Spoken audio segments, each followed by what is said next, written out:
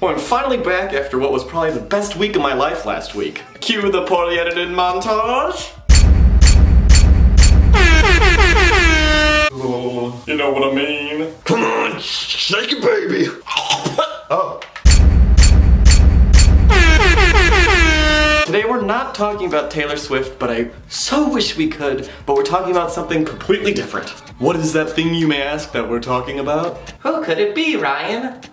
Great question, my friend. Well, just to answer your question, my question, his question, we're all the same people. It's the fantastical, schmantastical Kesha. Okay, so I know what you're saying, you're like, Ryan, her album came out like in past August. That's like 500 years ago in like music releases for you. So like, what are you doing today? Well, shut up, because I wasn't making videos back then. Okay, so like a rock climber that terribly misunderstood what their friend wanted, cut me some slack. Word on the street is that Kesha's releasing her new song, Learn to Let Go, as her next single, so I thought, this is like the perfect time to revisit such a masterpiece.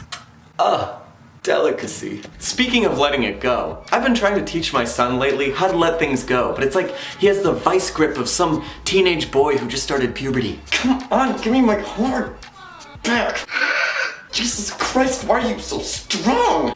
With newly formulated Pediasure, I'm able to grow up strong and very healthy. Strong enough to choke you out. Is this some sort of like commercial now? Wait, what did you just say there?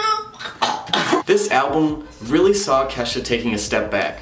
She just started re-examining her life and figuring out what she wanted to do and how she was gonna deal with all these setbacks she had in her life. She really stripped away this like trashy party pop sound that she had ever since her first single, TikTok. Brush my teeth with a bottle of Jack, 'cause when I leave for the night, I ain't coming back.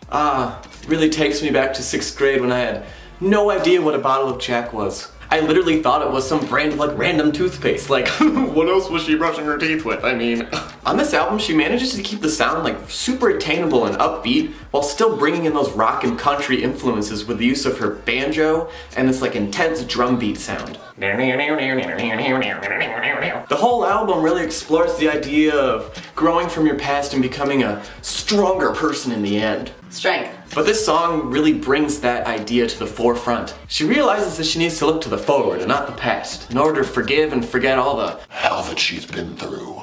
It's pretty crazy to think that Kesha has the ability to forgive all these people when all of the news we've heard is so terrible and they've treated her just so poorly. And don't think for 1 second that just because Kesha did it that I'm gonna forgive you for what you've done to me, Frank.